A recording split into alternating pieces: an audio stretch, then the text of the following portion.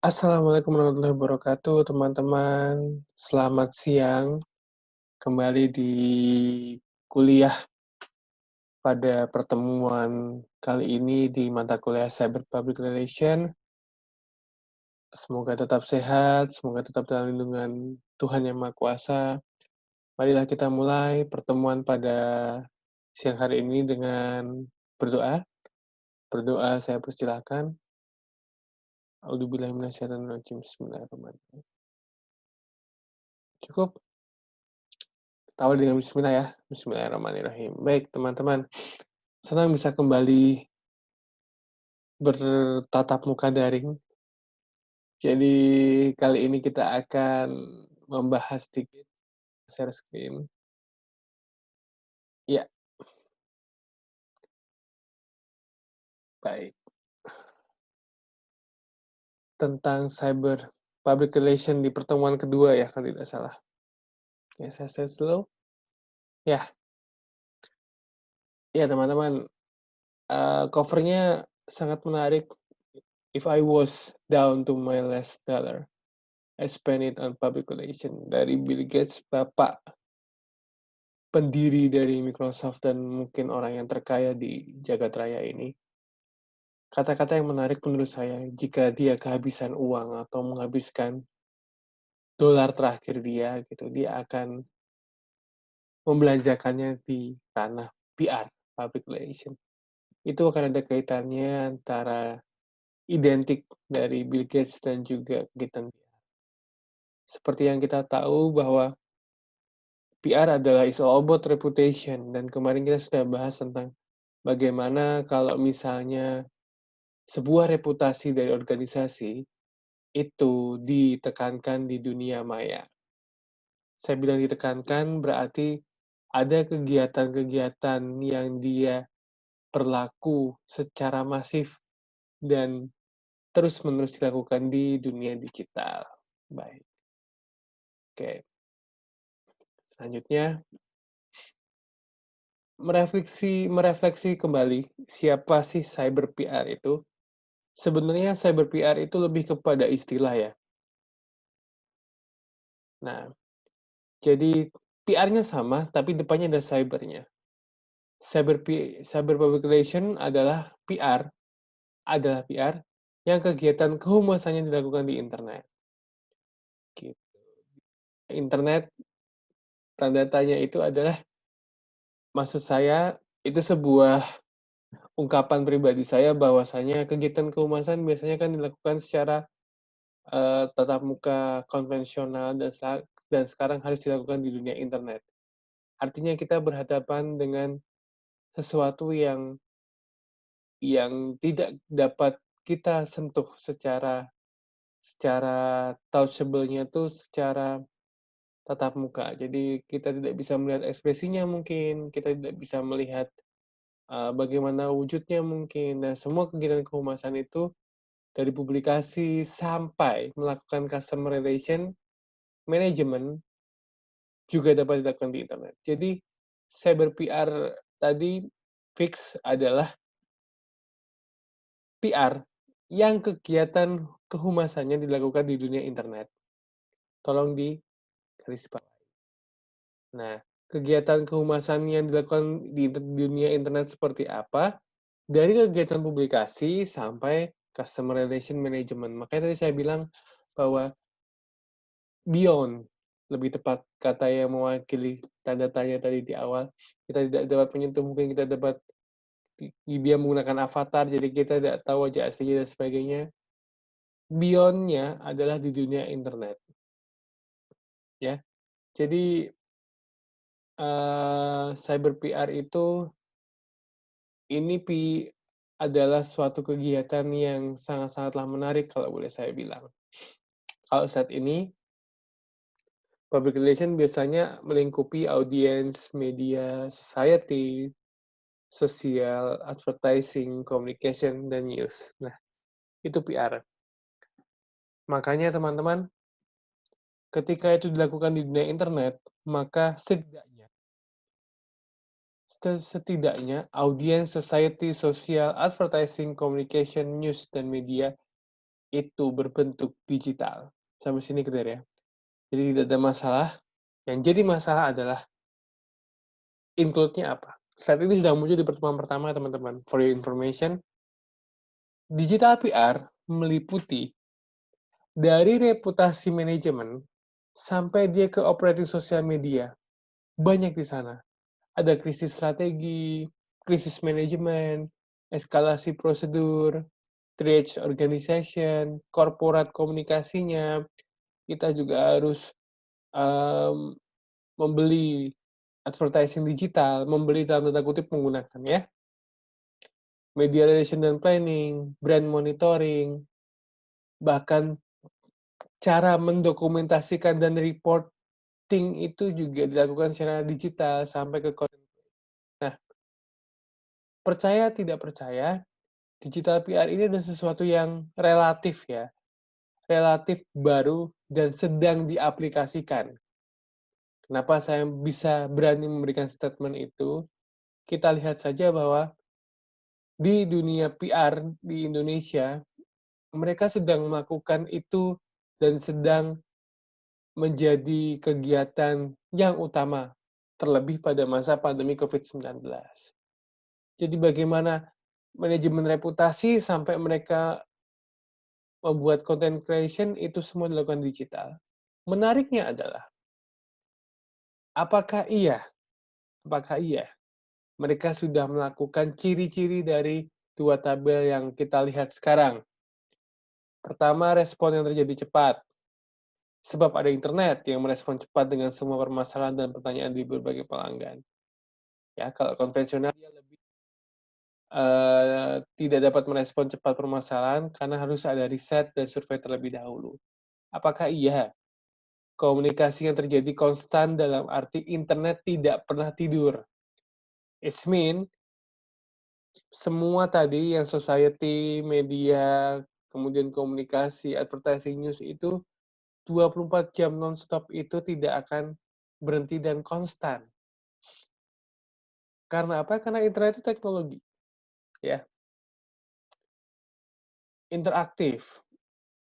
Kalau konvensional, feedback-nya tatap muka langsung. Makanya tadi saya bilang, ada yang hilang dari IPR, dari PR konvensional, itu lebih kepada yang ini melalui media internet, yang satunya melalui bertatap muka secara langsung. Kemudian, kalau IPR itu pesan-pesannya bisa menarget langsung ya, teman-teman. Tapi kalau konvensional, itu ada perantaranya, bisa reporter, bisa wartawan. Kemudian dalam IPR dikeluarkan cukup hemat. Kenapa? Karena ada fasilitas internet. Dan kalau program-program PR konvensional harus melakukan biaya besar. Nah, kalau melihat dua tabel ini merupakan keniscayaan, teman-teman. Jadi, mau tidak mau, seorang public relation itu yang tadinya sudah menjadi praktisi di bidangnya, dia juga harus menguasai IPR atau cyber PR atau digital PR sebagai salah satu skill yang paling dibutuhkan pada masa-masa ini. Nah, jadi keniscayaan yang saya maksud tadi, kemudian eh, keharusan seorang PR tadi, ini merupakan proses upgrading untuk menjadi seorang PR. Nah, sekarang, apakah iya sudah responnya cepat, sudah komunikasinya konstan, sudah interaktif, sudah pesannya bisa langsung disampaikan pada target, kemudian automatically biayanya juga menjadi lebih hemat daripada konvensional. Gitu. Pertanyaan ini sangat-sangatlah pertanyaan yang umum, tapi juga bisa menjebak. Oleh karenanya, teman-teman, itu yang nanti menjadi benang merah di kita, bagaimana kondisi public relation Indonesia, ya, PR-PR yang ada di Indonesia, pada kegiatan cyber PR ini. Gitu ya. Nah, itu nanti kita bahas. Yang kita bahas adalah, jangan lupa teman-teman, mahasiswa komunikasi UNISA yang mengambil mata kuliah cyber PR harus memahami bahwa seorang PR itu punya flow dari defining public relation problem, sampai ke evaluasi. Yang kemarin saya singgung tentang race, jadi teman-teman jangan lupa selalu melihat slide ini. Kenapa? Karena kalau sudah berbicara tentang digital PR tadi, maka ada definisi baru public relation problem yang muncul dikarenakan penggunaan platform digital. Ada planning dan programming yang baru. Kemudian ada aksi dan komunikasi pola yang baru, bahkan menghasilkan dinamika yang baru yang nanti dievaluasi dalam program. Makanya dia menggarisbawahi. Di sini ada situasi analisis, ada strategi, ada implementasi, sama ada assessment. What's happening now? Ya, what's happening now? Kita sekarang ada di masa pandemi COVID-19 dan ada protokol kesehatan yang harus ditaati. Yang paling kentara adalah cycle distancing atau jaga jarak, tidak berkerumun. Tentunya jangan melupakan jangan memakai masker dan cuci tangan. Situasinya sedang pandemi. Bahkan Rasulullah SAW sudah meramalkan jika kamu berada di suatu negeri yang terkena wabah, maka kamu jangan keluar dari situ, ya. Jadi sudah diramalkan beratus-ratus tahun yang lalu dan sekarang teman-teman mahasiswa kita juga sedang mengalami situasinya seperti ini. Lantas apa yang bisa dianalisis? Gitu ya. Seorang PR ketika dia menjadi salah satu tulang punggung dari organisasi, dia harus bisa menganalisis situasi. Nah, ini yang saya mau dari teman-teman peng apa namanya, yang ikut kelas Cyber Public Relation bahwasannya sadari bahwa situasinya sekarang berbasis digital. Lalu strateginya bagaimana? Apa yang kalian strategikan ketika menghadapi situasi seperti itu? Implementasinya akan seperti apa dari strategi itu? Apakah dinamikanya akan mengarah ke positif, jadi plus minus, kemudian masif tidaknya, berbayar atau tidaknya, itu negatif atau positif. Lalu bagaimana evaluasinya yang akan kita lakukan nanti? Nah, flow ini merupakan pakem dari seorang PR. Jadi, ketika teman-teman menganalisis masalah sesuatu, maka selesaikan itu sampai kepada planning, taking action, dan evaluasi program. Ya. Jika masalahnya adalah digital, apa yang terjadi?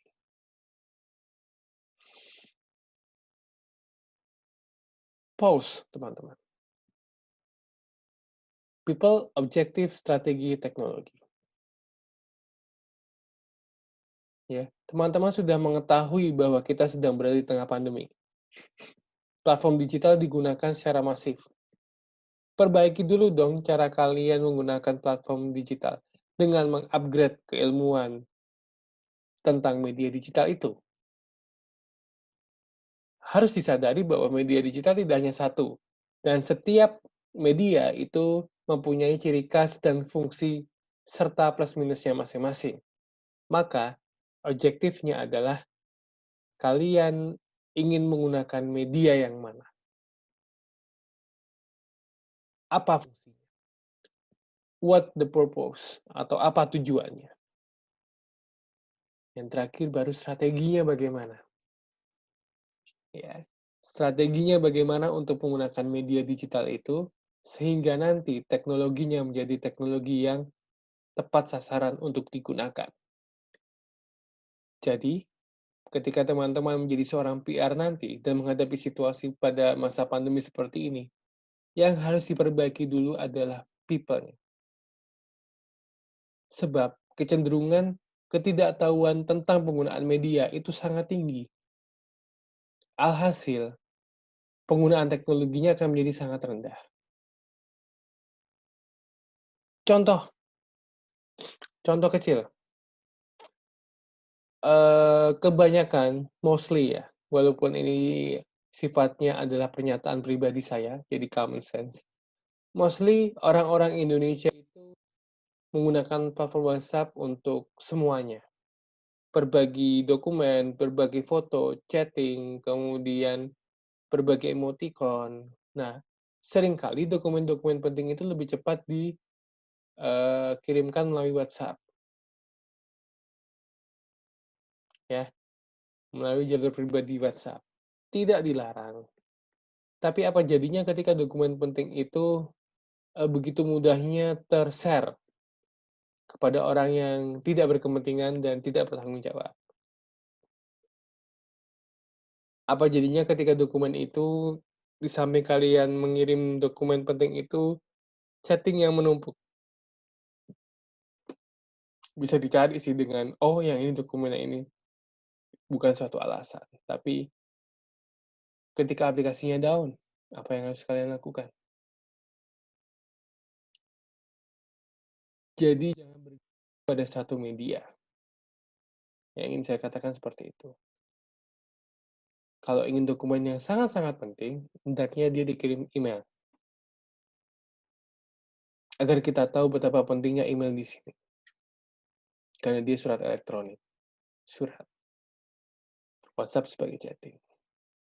Jadi kita menggunakan teknologi, saya pribadi orang yang menggunakan teknologi diletakkan pada fungsionalnya. Ya WhatsApp buat chatting, dengan segala keterbatasannya, kemudian kalau saya mau kirim dokumen pentingnya saya pakai email, kemudian kalau saya ingin mengabadikan, presentasi saya untuk teman-teman bebas mengakses ya via YouTube dan sebagainya. Itulah kenapa saya lebih condong kepada, multifungsi dari media itu sendiri. Ilmunya ada yang namanya ekologi media, jadi mempelajari secara teknologi itu, fungsi, tujuan, dan penggunaannya.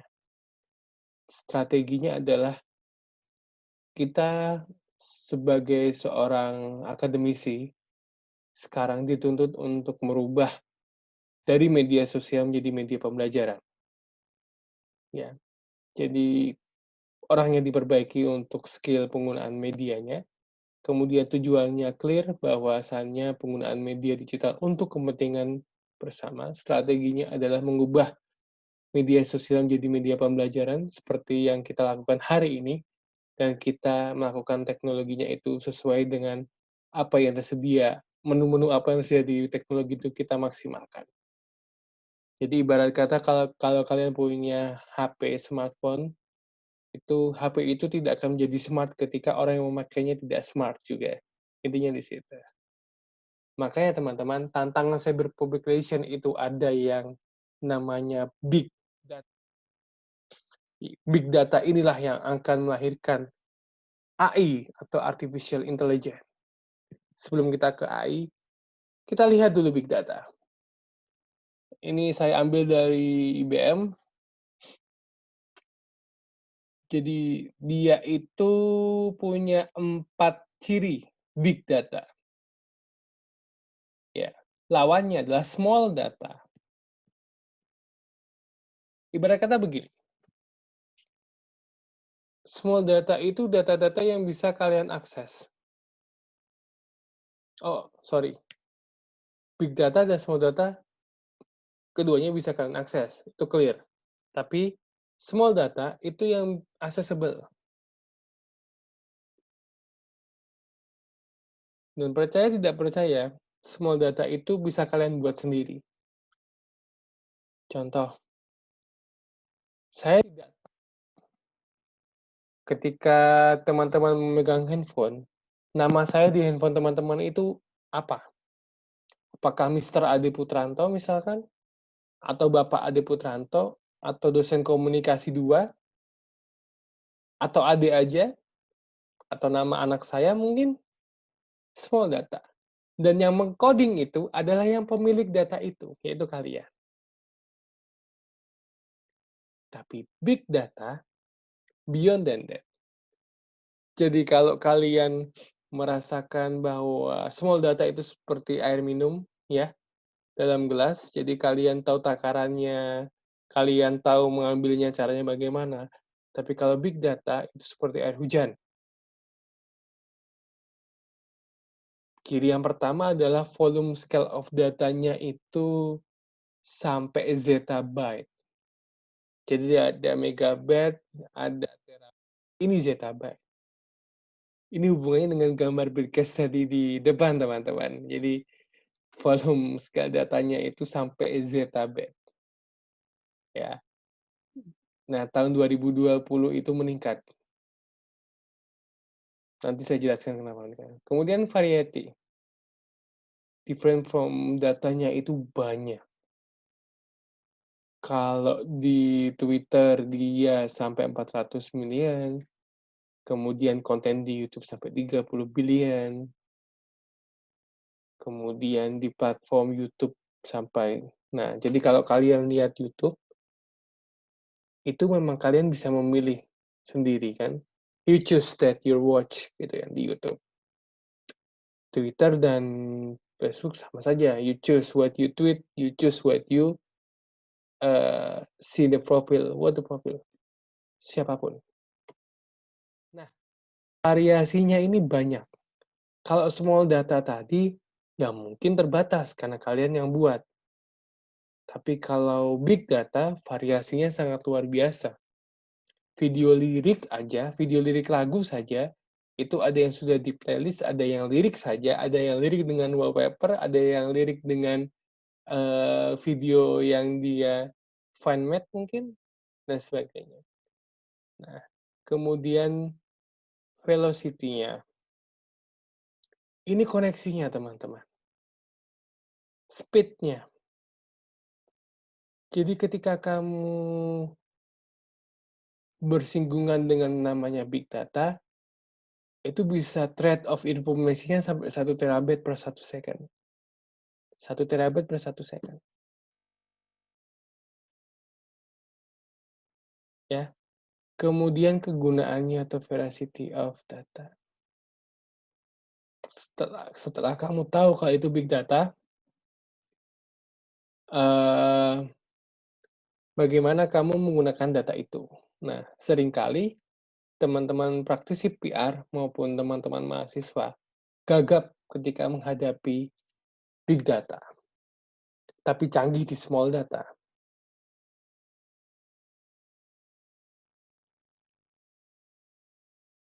Kalau kalian di laptop search tentang dokumen kan ada tombol search di kanan atas. Tugas cyber PR muncul, thread. Tapi kalau kalian ketik di Google, tugas cyber PR, munculnya berapa triliun data di situ. Itulah salah satu wujud dari big data adalah search engine itu tadi. Nah, zaman sekarang, klik tanpa share, tanpa komen, hidup serasa hampa. Ya kan? Jadi kalian sebenarnya sudah melakukan big data dari medio ketika internet itu ditemukan setidaknya. Nah, apa refleksinya tentang public relation? Clear bahwa big data ini digunakan untuk menganalisis tadi itu. Untuk menganalisis situasi. Makanya dia butuh skala data yang banyak, kemudian variasi yang banyak, kecepatannya pun luar biasa, sampai fungsinya mau apa gitu. Paradigma yang dibangun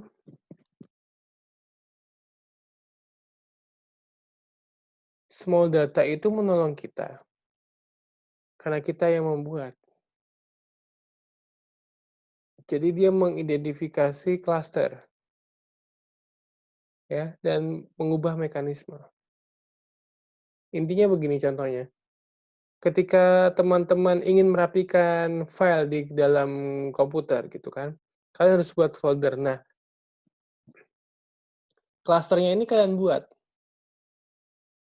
Oh, ini file SMA, ini file kuliah, ini foto pada waktu SMA, ini foto pada waktu kuliah, ini foto mantan, ini foto gebetan. Ini video yang enggak gitu misalkan. Nah, jadi nanti transportable knowledge-nya itu bisa terproduksi dengan enak gitu loh, semua data ya. Tapi big data, dia memproduksi dulu lebih kawan.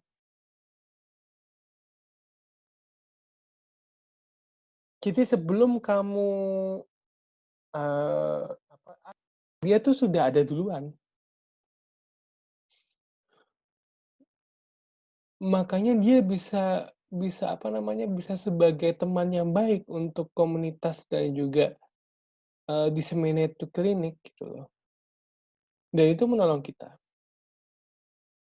Jadi semua data ini kita menolong diri sendiri, big data ini kita ditolong orang lain yang jumlahnya banyak gitu kan, dan kita tertolong.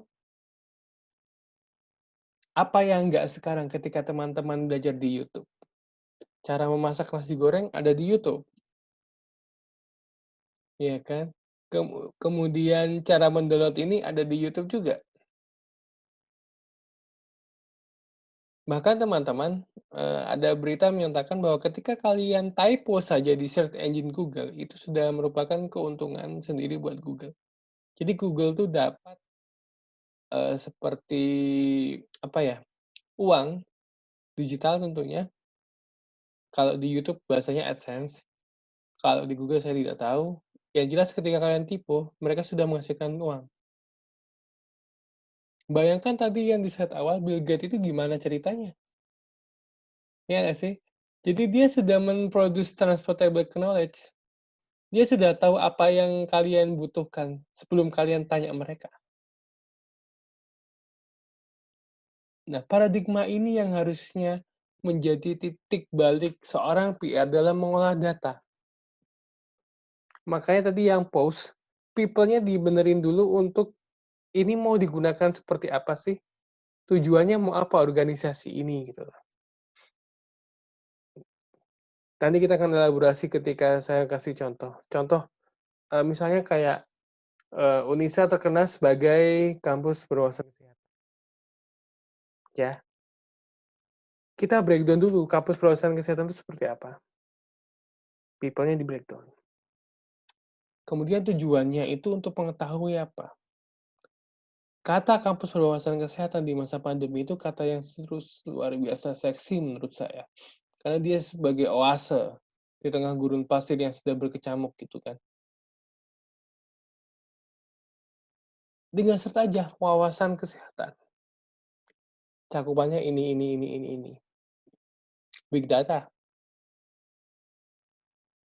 Makanya dia bisa disseminate to klinik and komunitas. Dia bisa nge-link antar link. Makanya yang tidak kita kenal. Tapi kalau small data, kampus berwawasan kesehatan tadi, kita identifikasi klasternya. Oh, karyawan, oh, apa namanya, satpam, cleaning service, dan sebagainya. Biasanya ini. Kalau ini sudah kampus berwawasan kesehatan, muncul semua. Nah, bagaimana paradigma ini menjadi satu pokok bahasan yang penting di cyber PR? Sebab saya minta kemarin, di tugas kemarin, kalian merubah bio, teman-teman. Kenapa saya minta merubah bio di Instagram? Karena saya ingin memberitahukan kepada teman-teman bahwa ini loh ada paradigma pengolahan data secara big data. Kalau kalian mengkultuskan diri atau mengklaim bahwa kalian seorang blogger fotografi, pasti teman-teman sudah mencari itu. Ya, karenanya, kalian membutuhkan yang namanya Information Communication Technology, ICT. Sudah saatnya teman-teman sekarang berkenalan dengan software dan code computing. Kalian tahu hardware-nya apa saja, kalian fully internet access, karena mungkin hampir 70% manusia hidup dari internet, kalian tahu datanya itu apa, ya kan? Dan kemudian kalian tahu communication teknologinya, lalu kalian tentukan jenis transaksinya seperti apa. Jadi berbicara tentang cyber PR hari ini adalah bagaimana teman-teman berpikir untuk mengolah big data dengan komponen informasi dan teknologi komunikasi atau ICT. Asik ya? Ya, kita sama-sama belajar teman-teman. Jadi, ini juga hal yang baru bagi saya, relatif baru, juga banyak diskusi dari teman-teman praktisi PR juga. Tapi yang jelas dari Techcoms Komune, dia salah satu organisasi konsultan PR, dia bilang bahwa trends in public relation and communication ICT itu ada segini loh.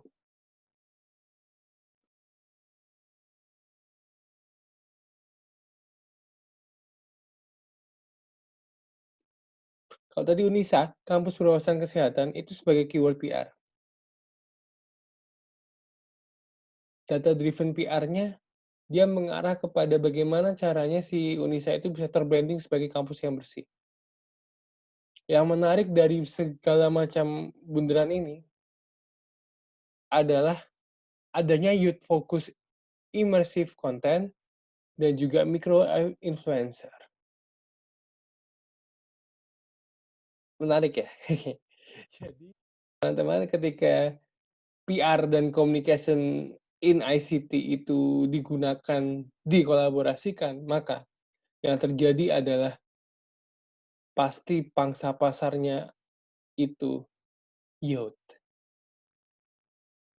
Dan dia bisa menciptakan micro influencer. Kenapa bisa? Jangan lupa, apa goalnya kemarin ketika teman-teman menggunakan digital PR? Iklan yang dia storytelling, alias lebih kepada testimoni, itu micro influencer. Dan yang tidak boleh dilupakan adalah teman-teman harus redefining social media sama consumer connect. Kemarin Bapak jujur ketika di Unisa itu dapat sedikit masukan. Pertanyaan simpel yang diajukan oleh customer Bapak. Jadi dia tanya, akun officialnya Unisa itu yang mana? Setelah saya cek di YouTube, karena dia tanyanya masa YouTube, itu ada 3 dong. Universitas Aisyah, Biro Admisi Unisa, sama PMB Unisa. Yang mana?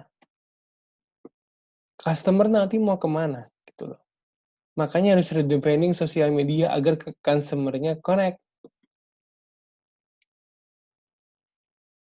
Sebab apa? Sebab Techcom ini juga menyadari bahwa branding itu penting. Tetap itu ada tugas public relation. Tapi how to brandingnya itu yang jadi pertanyaan. Sebab kita menggunakan platform digital yang setiap menit pun akan berganti. Gitu ya. Jadi dengan pernyataan itu saja, saya sudah kelabakan dan merasa gagal sebagai seorang yang menggeluti corporate communication. Kenapa? Karena itu mudah, tapi menjadi sulit.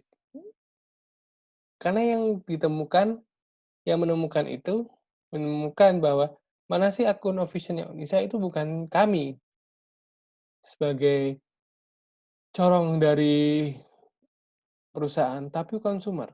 Oleh karenanya, kita lihat di implikasi penelitian, bagaimana KPU Denpasar, bawa udah pilkada gitu ya, banyak tweet tentang itu. Bola dihentikan, kemudian pacaran dibatasi, ya kan, duit dikurangin, tapi pilkada tetap jalan. Nah, di KPU Denpasar ini, dia pakai yang namanya Twitter. Lihat, redefining sosial medianya. Tweetnya 11, followingnya 17, followernya 237. Ya, kita nggak usah ngomongin itu. Tapi lihat,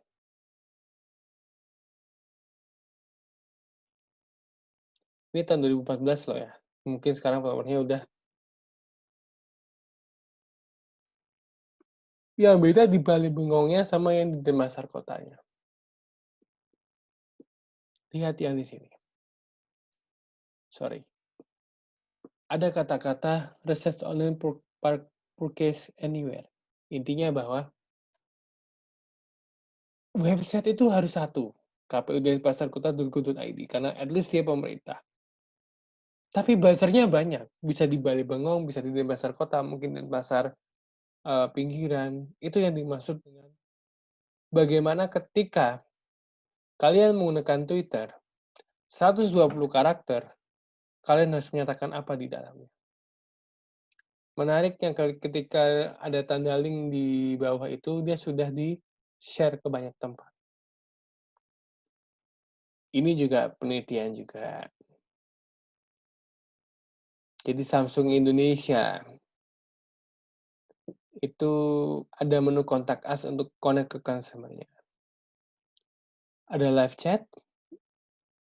chat itu di webnya langsung, bisa kirim email, bisa telepon, ya kan? Untuk connect aja butuh ini, 3 paling tidak. Tidak berlebihan juga ketika mereka Facebook-nya ini loh, Facebook-nya tuh banyak. Samsung Indonesia, Mobil Indonesia, Smart Kamera Indonesia. Facebook 3, Twitter 1, YouTube 1, Instagram 1. Kenapa Facebook-nya banyak? Bukan tanpa alasan, teman-teman. Youth prospect, ya. Dia dia memetakan bahwa Facebook itu lebih kepada platform yang sudah berdiri, mungkin sangat sama Twitter mungkin. Cuman banyak ditinggalkan. Kenapa? Jangan dipikir ketika Facebook itu tidak ada youth-nya. Ada youth-nya. Hanya saja youth yang seperti apa. Paling kalau penggunaan handphone itu kan ada usia ya, maksimal berapa tahun baru boleh menggunakan handphone. Jadi kalau di bawah usia tersebut tidak boleh menggunakan handphone.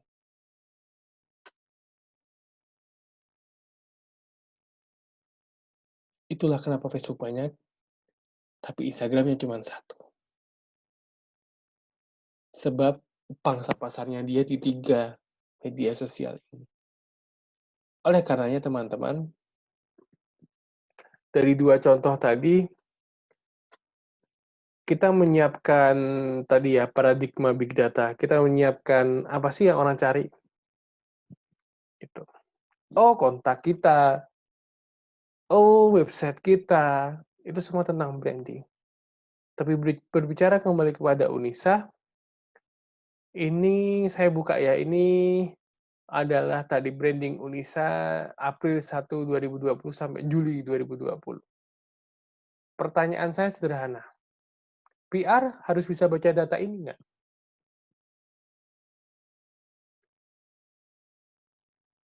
Tahu saya dulu PR konvensional membaca datanya melalui newspaper. Dan sekarang bisa dilakukan ketika dia ada di dunia digital. Jadi pakai majalah, online, dan sebagainya bisa. Tapi melihat data ini, for your information, data ini adalah insight dari story, feed, dan postingan di Instagram. Tapi dia, apa namanya, direkap. Sederhana, overview-nya saja. Dari 100.000, 200.000. Kampus Perawatan Kesehatan Unisagu Mergah tepatnya, kalau kalian tahu. Harus bisa data nggak? Jawabannya adalah harus, dan harus belajar. Mudahnya adalah kita lihat pie chart di bawah sebelah kanan.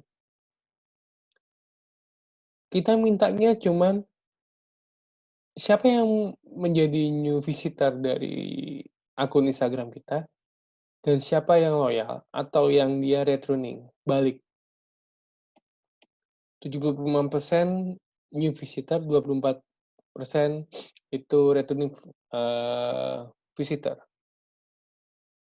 Makanya di sini user sama new user-nya masih tinggi user-nya, hanya selisih 200 saja.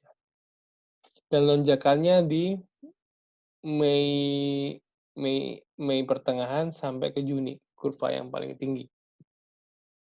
Bisa dipastikan bahwa pada bulan itu ada postingan yang menarik, yaitu tadi itu Unisa Gumregah Kampus Pengurusan Kesehatan. Tidak ada satu di sini kata-kata Unisa Profesional dan Qurani. Dari postingan loh ya, dari postingan. Kenapa? Karena kita ingin melihat. Nah, Pak, bagaimana dengan number of season per user sama page views-nya sama page per season-nya? Dikatakan bahwa ketika number of season page views-nya sama page-nya itu di bawah 1,5, itu berarti jarang dikunjungi, kata gitu. Number of season per user-nya 1,8. Postingannya per page per session-nya itu 1,5, artinya rata-rata sekali. Tapi orang yang melihat postingan itu, rata itu ada 8.000 sekian.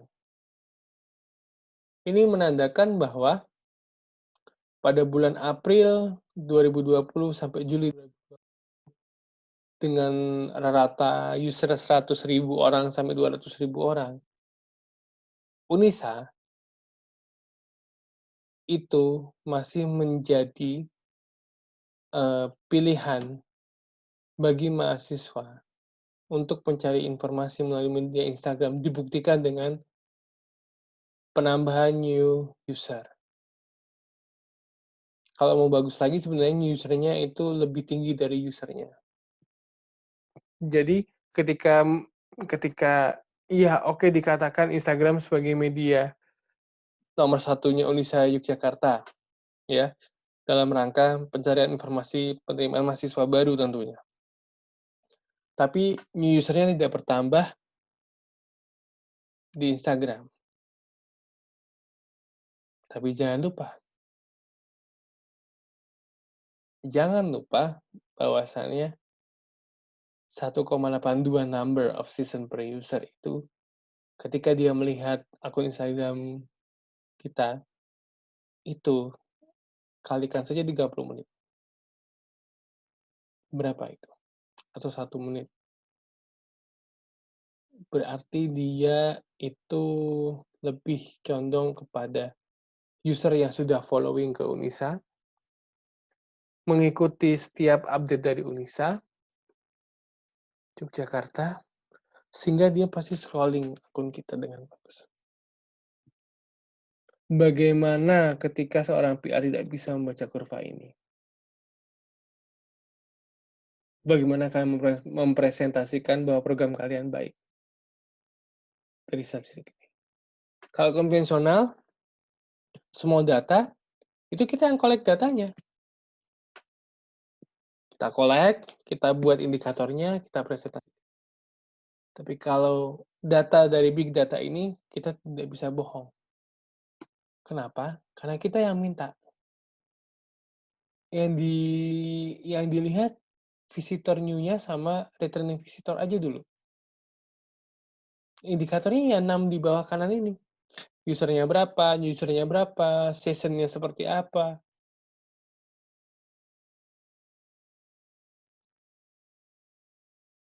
Jadi, yang harus dipelajari oleh teman-teman bahwasannya hari ini cyber PR itu menggunakan big data yang tidak sesederhana yang kita pikirkan bersama. Itu yang pertama. Yang kedua adalah sudah saatnya skill PR, praktisi PR, teman-teman utamanya itu bertambah.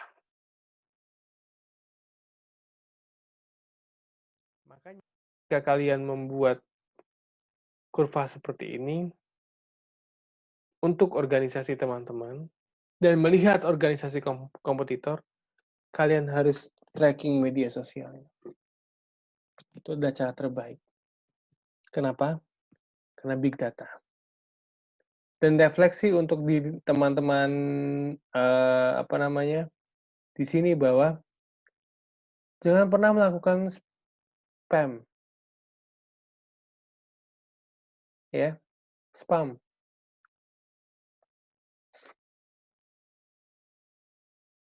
Makanya, kurvanya itu tidak mungkin dia naik turun naik turun naik turun naik turun, pasti ada landainya panjang, naik, panjang. Kenapa? Kita butuh jeda. Dan ketika saya berkonsultasi dengan praktisi PR, menyatakan bahwa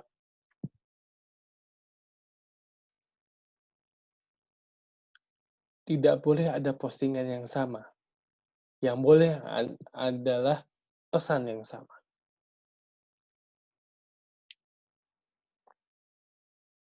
Karena tadi itu, media yang kalian gunakan berbeda-beda. Dan kalian harus tahu kultur dari penggunaan media itu. Oleh karenanya, ketika nanti kita ketemu di e-learning, teman-teman, tugas dari Cyber PR kemarin sudah merubah bio Instagram, dan sekarang kemungkinan besar akan tugas yang menyita skill teman-teman. Menyita skill ya. Menyita skill itu diartikan sebagai teman-teman ketemu dengan hal yang baru, terus kemudian hal yang lama dan teman-teman geluti sekarang itu nggak ada artinya atau nothing. Gitu ya. Oke, jadi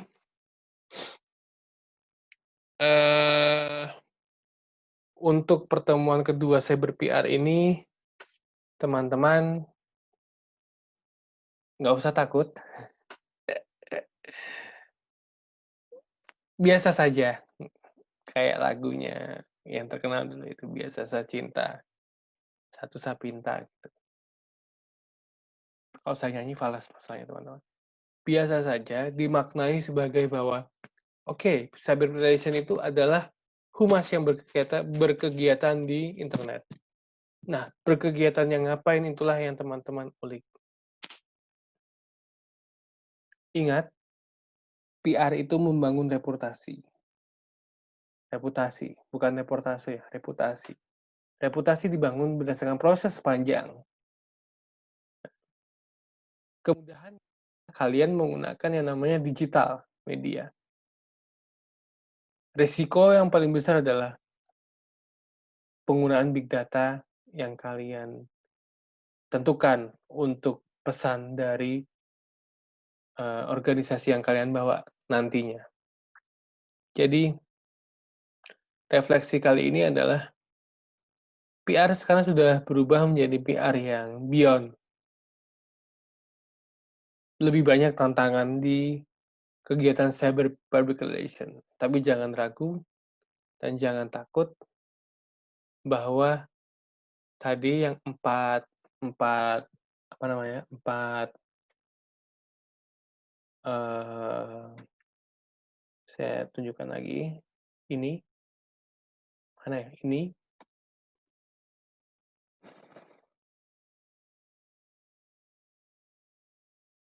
maksud saya adalah ketika teman-teman menjadi seorang PR, hal yang paling penting dilakukan adalah data dari big data itu menjadi patokan utama.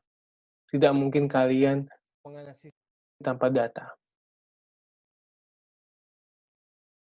Kayak tadi saya melihat data ini 2 saja, ini sudah saya perkirakan bahwa yang dibutuhkan konsumer untuk Samsung ya dia sebagai produknya. Makanya kemungkinan besar Samsung itu akan berdiri di kalau ada kerusakan produk atau spesifikasi produk yang belum diketahui konsumen, dia akan tanya. Kalau ingin tahu tampilannya, dia akan follow media sosialnya. Kalau yang KPU, tidak jauh beda. Cuman dia memperkenalkan akun-akun yang berafiliasi dengan KPU Denpasar. Hanya untuk memberitahu sistem informasi daftar pemilik tetap DPT di 2004. Kalau Unisa, dia ingin melihat dari pesan yang disampaikan tadi, Kampus Perwakilan Kesehatan dan Kumegra tadi, ada nggak new visitornya? Di atas 50%. Instagram Unisa efektif. Lalu bagaimana ke depannya? Itulah tugas VR, teman-teman. Jadi,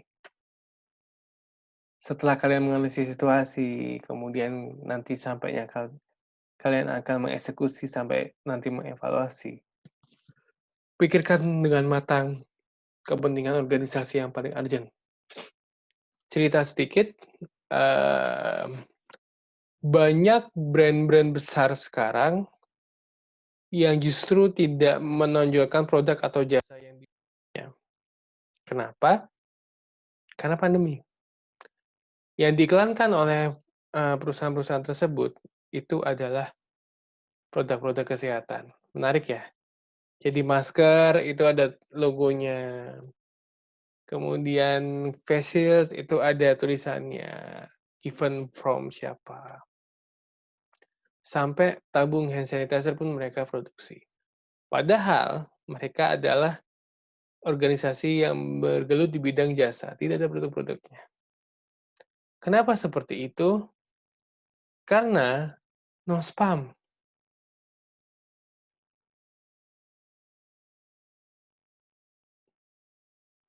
No spam.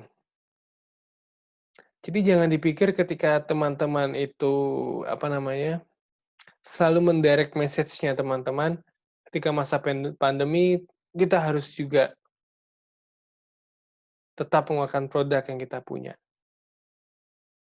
Jangan lupa, no spam ini juga diartikan sebagai pembacaan momen. Apa yang viral, apa yang diminati sekarang. Setelah Odading, ada apa lagi?